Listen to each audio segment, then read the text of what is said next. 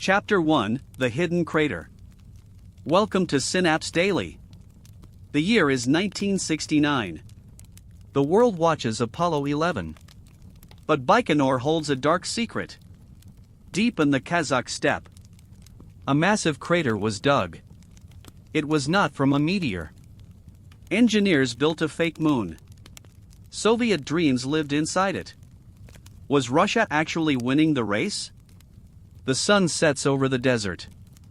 Shadows stretch across the dust. Security guards patrol the perimeter. Nobody speaks of the lunar project. The Kremlin demands total silence now. Inside the hangar, history breathes. The air is thick with tension. Huge floodlights mimic the sun's glare. They create harsh, black shadows. The soil is dark and powdery. It feels like a different world. This was the Soviet moon base. It was a masterpiece of deception. Top scientists lived in metal huts. They worked 18 hours every day. Calculations were done on paper rolls. Computers were loud and very slow. But the ambition was truly infinite. Could they beat the Americans? The clock was ticking very fast. Every minute felt like an hour. The crater was a silent witness. It hid the cosmonauts' deepest fears. They practiced every single step. One mistake meant a lonely death. Vacuum chambers hissed in the dark. The simulation was dangerously realistic. Welcome to the edge of reality. This is the story of Baikonur. It is a story of ghosts. Chapter 2: Dust and Deception. The soil was specially treated. It mimicked lunar regolith's texture. Floodlights acted as the sun. Shadows were long and pitch black. Cosmonauts trained in total silence. The air smelled of cold grease. Every step was a calculated risk. They wore heavy, pressurized suits. One mistake meant total failure. Could they survive the simulated void? The ground felt soft and unstable. Engineers mixed basalt with crushed glass. They wanted the perfect lunar friction. Dust coated every single surface. It clogged the delicate air filters. Cosmonauts coughed inside their helmets. The lighting was designed to blind. In space, there is no atmosphere. Light does not scatter like Earth. Everything is either bright or black. The simulation captured this terrifying contrast. Cosmonauts practiced navigating by stars. Fake constellations hung from the ceiling. The silence was heavy and thick. You could hear your own heartbeat. The pressure was both physical and mental. Would the soil support the lander? They dropped heavy weights to test. The dust billowed in slow motion. It looked like a haunting dance. Scientists watched through thick glass walls. They took notes on every movement. The deception had to be perfect. The Soviet Union needed a win. Failure was not an option here. The desert wind howled outside. But inside, it was the moon. A lonely, gray, and silent moon. Chapter 3: The LK Lander. Inside the hangar sat a spider. The LK lunar lander stood tall. It looked fragile and small. Only one man could fit inside. Unlike Apollo, this was solo. The pilot was the hero. He handled descent and ascent alone. The controls were primitive but robust. Gravity was the ultimate enemy here. The legs were wide and thin. They looked like a giant insect. The cockpit was a tiny sphere.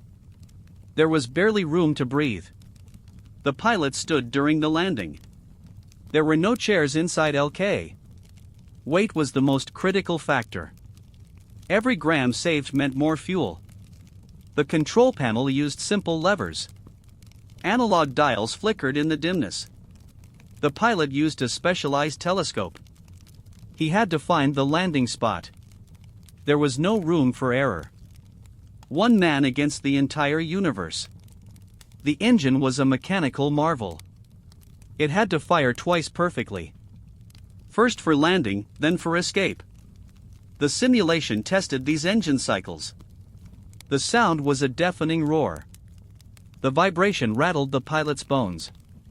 He felt the machine's raw power. It was a cage of titanium. It was a vessel of hope. The LK was a lonely ship. It lacked the comfort of Apollo. But it was built for battle. A battle against the lunar void. The pilot gripped the cold controls. His hands shook with pure adrenaline. Chapter 4: The Krechet Suit. Meet the Krechet 94 spacesuit. It was a rigid torso design. Cosmonauts climbed in through the back. It felt like a personal spaceship. The gold visor reflected the lamps. Hand movements were incredibly difficult. The suit weighed 90 kilograms. On the moon, it felt light. In Baikonur, it was a cage. The aluminum shell was very tough. It protected against micrometeorite hits. The cooling system hummed constantly. Water flowed through tiny plastic tubes. The helmet offered a wide view. But the gold coating limited vision. Cosmonauts felt like armored knights. The gloves were thick and stiff. Picking up tools was a struggle. They practiced for hours every morning. The suit's joints used ball bearings. They moved with a metallic click. Internal pressure made the suit rigid. Bending your arm required great strength. Sweat stung the cosmonauts' eyes. They could not wipe their faces. The backpack held the oxygen tanks. It provided life for 6 hours. The life support system was complex. It recycled carbon dioxide into air. The suit was a masterpiece of engineering. But it was also a prison. Inside the suit, you were alone. You heard only your own breathing. The visor showed a distorted world. Everything looked golden and strange. The Krechet was built to last. It was the ultimate lunar armor. Testing it in Baikonur was brutal. Chapter 5: The N1 Nightmare. Outside the simulation, reality bit hard. The N1 rocket was a massive beast. 30 engines fired at once in unison. The vibration cracked the frozen ground. But the internal plumbing was a mess. Fire consumed the entire launch pad. The simulation center shook very violently. Success felt like a fading, cold ghost. Why did the engines keep failing? The rocket stood over 100 meters. It was the largest machine ever built. But complexity became its own worst enemy. The KORD computer tried to balance thrust. It failed to sync 30 separate engines. One engine would explode in orange flames. Then the entire rocket would simply die. The fireball was visible for miles away. It looked like a small, angry sun. The shockwave broke windows in Baikonur. Scientists cried as years of work burned. The N1 was a beautiful, tragic failure. It lacked proper ground testing facilities. The Soviets rushed the final assembly process. Political pressure ignored the basic laws. Physics does not care about Soviet metals. Leonov watched the fire from afar. He knew his mission was fading away. The simulation felt like a cruel lie. How can you land without any transport? The N1 was the missing steel bridge. Without it, the crater was totally useless. The engines were masterpieces of high design. But they could not work together. Like a choir that cannot sing together. The dream was falling back to Earth. The metal rained down like burning tears. The moon felt further than ever before. The steppe swallowed the rocket's remains. The silence after the blast was deafening. The program was bleeding out in secret. Chapter 6: Gravity's Illusion. How do you simulate low lunar gravity? Engineers used very complex pulley systems. Steel cables pulled the cosmonauts upward. They leaned at 60-degree angles today. This simulated 1/6 Earth gravity accurately. Walking felt like slow-motion jumping movements. They practiced planting the red Soviet flag. The fabric did not move in vacuum. The silence was hauntingly real and deep. The cables hummed under the high tension. Cosmonauts had to relearn how to walk. A simple step could launch you upward. Balance was a constant, exhausting struggle. The harness dug into their heavy suits. It left bruises on their tired shoulders. They spent hours hopping across the dust. Every movement was filmed for later study. Psychologists watched the videotapes closely. Could a human brain handle this shift? The vertigo was a very real danger. The floor was tilted to trick eyes. Walls were painted black like the void. Cosmonauts felt detached from the real world. They were ghosts in a mechanical rig. The pulley system groaned with every leap. It sounded like a dying metal animal. But they never stopped their daily drills. They had to master the lunar dance. The cables were their only lifeline now. Without them, they were just heavy men. With them, they were celestial explorers. The illusion was their only true reality. Chapter 7: The Lone Pilot. Alexei Leonov was the chosen hero. He already walked in space once before. Now, he practiced landing all alone.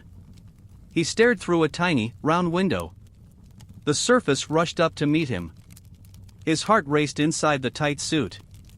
Manual control was his only real hope. One spark could end his life instantly.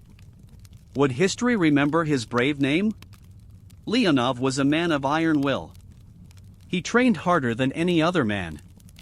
He sat in the tiny LK cockpit. The walls were covered in toggle switches. He memorized every single button's position. He could fly the lander while blindfolded. The simulator used a moving film strip. It showed the lunar craters passing by. He had to pick a flat spot. The fuel was limited to seconds only. There was no room for a second try.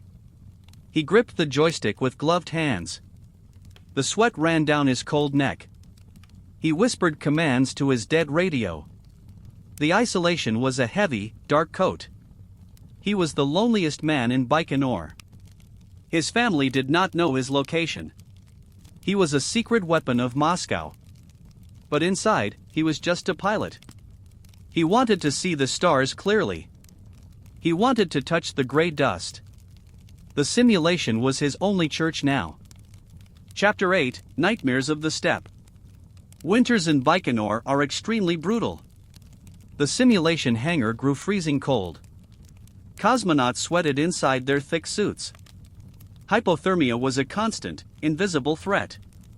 The machinery groaned under the thick frost. Tension grew between the lead scientists. The Kremlin demanded immediate, fast results. But physics does not follow political orders. The heating systems often failed at night. The crater floor turned into solid ice. They had to melt it with blowtorches.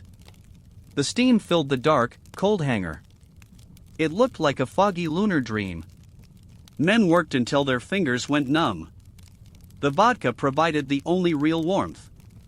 They toasted to a moon they missed. The isolation drove some men to madness.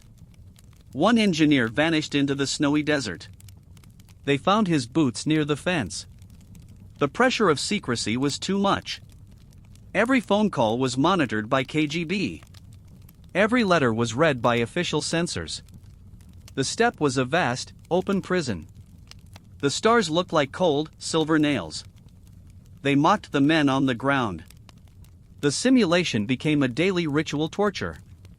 They were chasing a fading, dying light. The dream was freezing in the wind. Chapter 9: The Secret Manuals. Every maneuver was written in fresh blood. Failed tests were kept top secret forever. No cameras were allowed near the crater. The West knew almost nothing of this. The CIA searched for satellite clues daily. They saw the strange, round lunar shapes. Was the USSR ready to land soon? The race was neck and neck then. The manuals were kept in locked safes. Only top-tier officers could read them. They contained data on every possible crash. What happens if the oxygen leaks out? The manual said, pray to the motherland. There was no rescue ship for Leonov. If he crashed, he stayed there forever. The blue manual covered the return trip. It was much thinner than the landing. The math was tight and very unforgiving. They calculated the weight of one glove. Even a pencil was considered too heavy. Cosmonauts studied these books until dawn. The ink was smeared by nervous sweat. They knew the risks were 90%. But they signed their names in ink. They were ready to die for glory. The manuals were their holy, secret Bibles. The crater was their silent, hidden temple. The world waited for a Soviet signal. But the signal remained a deep silence. The engineers checked every line of code. They recalculated the orbital mechanics for weeks. 1 decimal point could mean a miss. Missing the moon meant drifting into eternity. The manuals warned about the lunar dust. It could clog the lander's cooling vents. It could blind the optical landing sensors. Every page was a map of danger. Leonov carried his manual like a shield. He knew every word by heart now. The secret stayed safe behind iron doors. Chapter 10: The Ghost of Korolev. Sergei Korolev was the brilliant Soviet mastermind. He died before the moon landing began. His vision kept the center alive daily. Without him, the program stumbled badly now. The simulation felt like a long wake. The engineers missed their leader's bold soul. Can a dream survive its own dreamer? Korolev knew how to manage the Kremlin. He turned political whims into rocket fuel. His successors lacked his iron-fisted authority. The funding started to dry up slowly. The bureaucrats began to doubt the mission. They saw the American Saturn V rocket. It was a monster that worked perfectly. Korolev's ghost haunted the simulation hangar floor. Men thought they saw him in shadows. His desk remained untouched for 3 years. The blueprints still bore his red marks. He wanted a colony, not just footprints. His death was the true Soviet tragedy. The N-1 rocket lost its guiding hand. Internal fights tore the design bureaus apart. Everyone wanted to be the new king. But no one could fill his shoes. The simulation center grew colder each week. The spark of genius was gone forever. The machines felt like hollow, empty shells. They were building a tomb for Korolev. His dream was a heavy, lead weight. The engineers worked in a silent fog. Chapter 11: The Last Training Session. July 1969 arrived much too fast now. The final simulation was nearly perfect today. Leonov landed on the fake moon again. The sensors showed bright, steady green lights. For a moment, they felt truly victorious. Then the radio news arrived like ice. Armstrong was walking on the real moon. The air left the simulation room instantly. Leonov stood inside his suit, frozen solid. He watched the grainy TV feed quietly. The Americans had won the great race. The Soviet crater felt small and fake. All those years of work seemed wasted. The engineers looked at the dusty floor. The gold visors reflected their sad faces. They were the second best in history. In a race, second place is invisible. The simulation lights were turned off slowly. The hum of the machines died away. They had trained for a ghost mission. The red flag stayed in the box. It would never fly on the moon. Leonov took off his helmet in silence. He looked at the fake lunar soil. He kicked the dust in sudden anger. The dream had finally reached its end. The silence was the loudest sound ever. They were heroes of a lost cause. Chapter 12: Rust and Dust. The moon landing project died very slowly. The N-1 rocket never reached stable orbit. The simulation center was officially abandoned soon. The fake moon crater gathered dry weeds. The LK lander collected thick, gray dust. Secrets were buried in the deep archives. A mechanical graveyard in the Kazakh desert. The metal began to peel and flake. The desert sun bleached the control panels. Birds nested inside the empty rocket fairings. The high-tech pulleys became rusted and stuck. The specialized soil blew away in storms. People forgot the names of the pilots. The documents were marked top secret again. They remained hidden for over 20 years. The dream became a footnote in history. Tourists now visit the empty, hollow pads. They see the rust on the steel. They do not hear the phantom engines. The crater is just a hole now. Nature is reclaiming the Soviet lunar base. The LK lander looks like a ruin. It is a monument to what could have been. The engineering was brave and very bold. But the clock ran out on them. The dust settles on the broken glass. The story was lost to the winds. It is a ghost town of science. Chapter 13: The Legacy of Synapse.